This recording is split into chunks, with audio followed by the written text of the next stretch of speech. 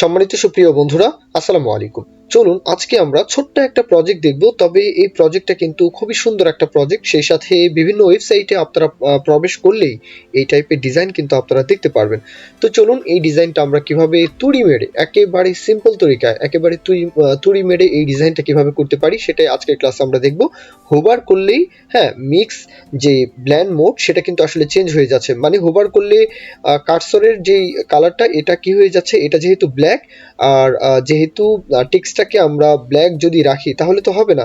মানে যদি ব্ল্যাক থাকে তাহলে হোয়াইট করে দাও, হোয়াইট থাকলে ব্ল্যাক করে দাও, এরকম একটা মিক্সড হয়ে যাচ্ছে, তাই না? তো এইরকম একটা ব্যাপার স্যাপার কিভাবে আমরা এইচটিএমএল সিএসএস এবং জাভাস্ক্রিপ্ট যুক্ত করে এই ডিজাইনটা করতে পারি, তাহলে সেই বিষয়টা আজকে ক্লাসে আমরা দেখব। একদম সহজ।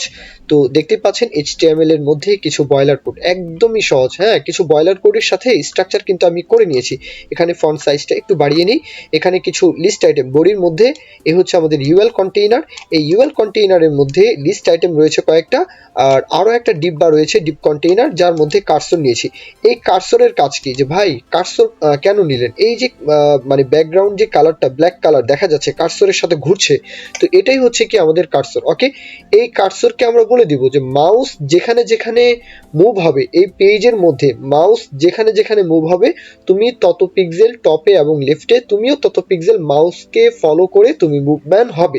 এই বিষয়টা আমরা তাকে বলে দিব। জাস্ট এ পর্যন্তই। তাহলে চলুন আমরা স্ট্রাকচার তো করলাম, এখন আমরা ডিজাইন করে ফেলি। তাহলে চোখ বুলিয়ে নিলেন স্ট্রাকচার। তাহলে ইউএল কন্টেইনার, আমরা ইউএল কে একটু ডিজাইন করে ফেলি।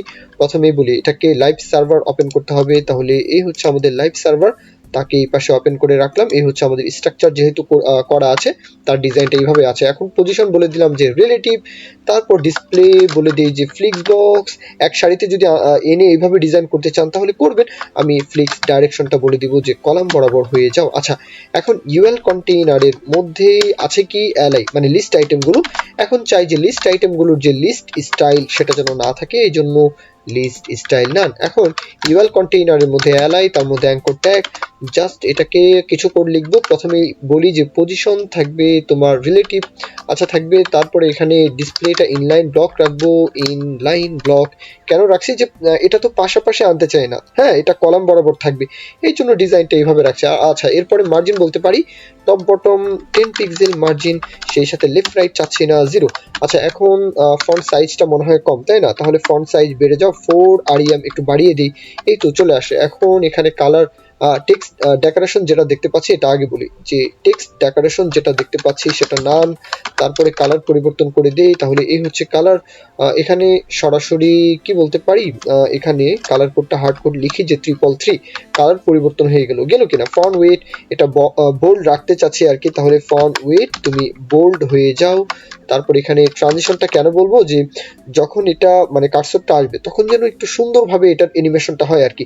এই জন্য তাকে আমরা বলে দিব যে ট্রানজিশন হও 0.4 সেকেন্ড। ওকে, 0.4 সেকেন্ড তো অনেক বেশি, এটা 0.2 সেকেন্ড দিই, এটাই বেশি হয়ে যাবে। আচ্ছা, তারপর লক্ষ্য করুন কম বেশ করে দিলে দিব, এটা পরবর্তীতে করব, কোনো সমস্যা নেই। কার্সর নিয়েছিলাম, তাই না? তাহলে কার্সরকে আমরা ডিজাইন করে ফেলি। এই যে কার্সরটা আমরা নিয়েছিলাম, তাহলে চলুন আমরা কার্সরকে এখানে ডিজাইন করে ফেলি। এই হচ্ছে ক্লাস নেম, কপি করতে হবে। তাহলে ক্লাস নেমটা এখান থেকে কপি করে ফেললাম। জাস্ট এখানে তাকে উল্লেখ করে দিলাম। এখন কার্সরের যে পজিশন সেটা আমরা ফিক্সড চাই। কার বরাবর, মানে কিসের অক্ষের উপর ফিক্সড এটা চাচ্ছি, লক্ষ্য করুন। আমি আবার বলি, এই যে কার্সর আমাদের ডিফল্ট যে কার্সর, সাদা কার্সরটা দেখা যাচ্ছে, তাই না? এই ডিফল্ট কার্সর যেখানে যেখানে ঘুরবে সেখানে সেখানে সেই এই যে কার্সরটা আমরা কাস্টম ভাবে নিচ্ছি এটাও সেখানে সেখানে ঘুরবে। এই জন্য তাকে বলে দিলাম যে তুমি ফিক্সড হয়ে থাকবে। এখন জাভাস্ক্রিপ্টের মাধ্যমে কিন্তু আমরা তখন তাকে বলে দিব যে এই যে আমাদের কার্সর মানে ডিফল্ট যেটা, এই ডিফল্ট কার্সরকে আমরা তখন জাভাস্ক্রিপ্টের মাধ্যমে বলে দিব তুমি এত পিক্সেল সরো তত পিক্সেল সরো, সেটা আমরা তখন বলে দিয়ে আমরা এই কার্সরকে জাস্ট তাকে ওইভাবে ধরিয়ে দিব। তাহলেই কিন্তু সে এই কার্সরের সাথে সাথে ঘুরবে। আচ্ছা, কথা না বুঝলে কোড দেখুন, কোড দেখলে বাদবাকি বিষয়টা বুঝবেন। 20 পিক্সেল উইথ, হাইট তাই বলবো 20 পিক্সেল হাইট। এখন বোঝা যাচ্ছে না, এই জন্য ব্যাকগ্রাউন্ড কালারটা বলে দেই। যেমন ধরুন ব্যাকগ্রাউন্ড কালার আপাতত এটা ব্ল্যাক কালার রাখছি, আসছে কিন্তু দেখা যাচ্ছে।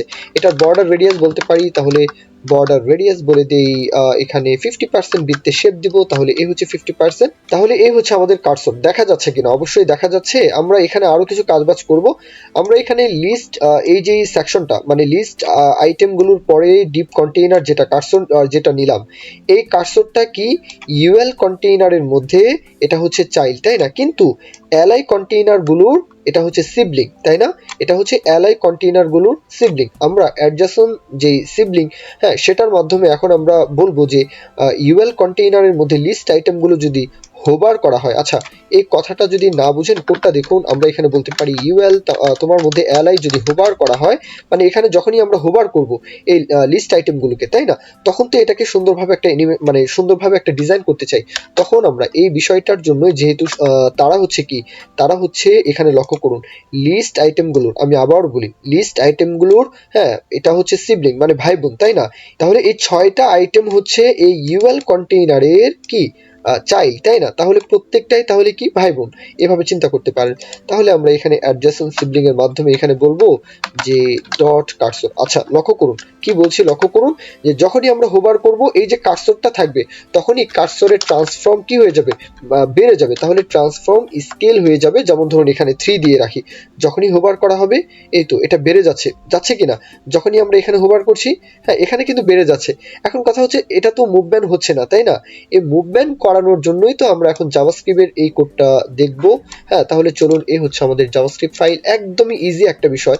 আমরা ভেরিয়েবলের নাম নেই যে লেট কার্সর, এইভাবে নেই যে let cursor equal document dot query selector দিয়ে ধরতে পারি। তাহলে কোয়ারি সিলেক্টর আমরা এখানে যেহেতু ক্লাস নেম, তাই না, তাহলে ডট দিয়ে এখানে ক্লাস নেমটাকে জাস্ট উল্লেখ করে দিচ্ছি কার্সর। ওকে, আশা করি এই বিষয়টা বুঝতে পেরেছেন। এখন কথা হচ্ছে যে একটা ফাংশন চলবে, তাহলে আমরা বলি যে ডকুমেন্ট ডট এখানে অ্যাড ইভেন্ট লিসেনার, এই হচ্ছে অ্যাড ইভেন্ট লিসেনারটা বলে বলবো যে যদি মাউস কি করা হয়, মুভ করা হয়, তাহলে এখানে এই ইভেন্টটা বলে দিলাম, যদি মাউস মুভ করা হয় তাহলে কি চাও, আমরা চাই একটা ফাংশন চলবে এখানে ই কে পাস করি, কারণ আমরা টার্গেট করতে চাচ্ছি যে মাউসটা কোথায় কোথায়, মাউসটা কোথায় কোথায় যাচ্ছে। তাহলে এটার জন্য আমরা ই কে এখান থেকে পাস করছি। হ্যাঁ, জাভাস্ক্রিপ্টকে বুঝিয়ে দিতে হবে যে আমরা এই ই কে ধরে, আমরা ই কে ধরে বলবো যে ই এর ভ্যালু অনুযায়ী এই কার্সরের ভ্যালুটা কি হবে, মানে মিলিত হয়ে যাবে। তখন আমরা এখানে এই কার্সরটা যেখানে যেখানে নিব, মানে আমাদের ডিফল্ট যে কার্সর, এই যে কার্সরটা এটা, তাই না, এটা হচ্ছে কি আমাদের কম্পিউটারের ডিফল্ট, আর এটা হচ্ছে আমরা এখন ব্রাউজারে এটা আসলে ক্রিয়েট করছি, তাই না? তাহলে আচ্ছা চলুন এক্সপ্লেন করার চাইতে এখন একদম ইজি কোড দেখে ফেলি। হ্যাঁ, এই হচ্ছে কার্সর ডট স্টাইল করতে হবে। তাহলে স্টাইল ডট আমরা এখানে এটা এইভাবে আসে, কারণ স্টাইল ডট আমরা টপ থেকে বা লেফট থেকে দুইটাই নিব। তাহলে লেফট থেকে বলে দেই যে লেফট থেকে তুমি হয়ে যাবে এই যে ইটা আমরা নিলাম, তাই না? তাহলে এই ই কে আমরা টার্গেট করছি, তাহলে ই ডট পেজের যে এক্স অক্ষ বরাবর সেটা আমরা এখান থেকে উল্লেখ করলাম। কিন্তু কথা হচ্ছে আমরা ডাইনামিক ভাবে এখানে, হ্যাঁ, পিক্সেল উল্লেখ করব। তাহলে লক্ষ্য করুন এখানে পিক্সেলটাকে উল্লেখ করে দিচ্ছি। এতটুকু বিষয় যদি না বুঝেন আমি এক্সপ্লেন করব, তারপরেও কোনো সমস্যা নেই। তাহলে এটা হবে কি পেজের ওয়াই অক্ষ বরাবর, আর সে হবে কি টপ, হ্যাঁ, ওয়াই অক্ষ বরাবর টপ বটম যায়, তাই না? তাহলে টপ থেকে এখানে বলে দিলাম।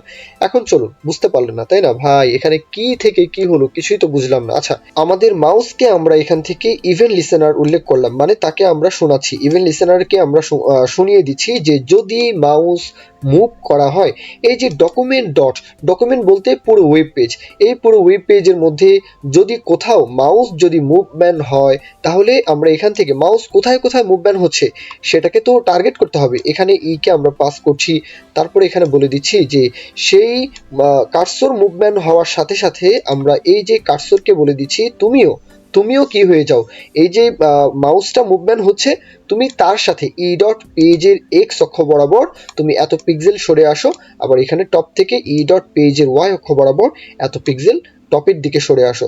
একদমই ইজি বিষয়, এখন আশা করি যে বুঝতে পেরেছেন, একদম ইজি। তাহলে চলুন এখন আমরা এখানে যখনই কি করছি, যখনই আমরা মাউসকে মুভমেন্ট করছি তখন কিন্তু এই যে পেছনের যেই মানে আমাদের কাস্টম যেই কার্সরটা সেটা কি হচ্ছে, মুভমেন্ট হচ্ছে। তাহলে চলুন আমরা আবার সিএসএস ফাইলে চলে আসবো। এখানে কিছু কাজবাজ রয়েছে।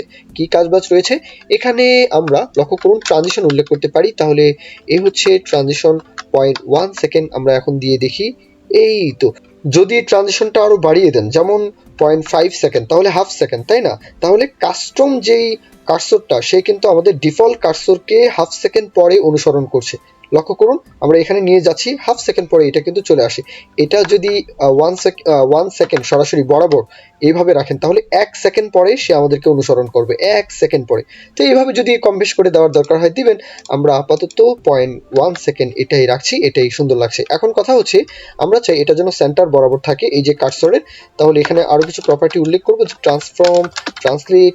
এখানে আমরা এক্স অক্ষ বরাবর -50%, ওয়াই অক্ষ বরাবর -50% উল্লেখ করলাম। এখন এখানে কি প্রপার্টি উল্লেখ করতে হবে, যে কালার পরিবর্তন করার জন্য হ্যাঁ আমরা আগে একটা প্রপার্টি উল্লেখ করি, সেটা হবে কি এখানে পয়েন্টার ইভেন্ট।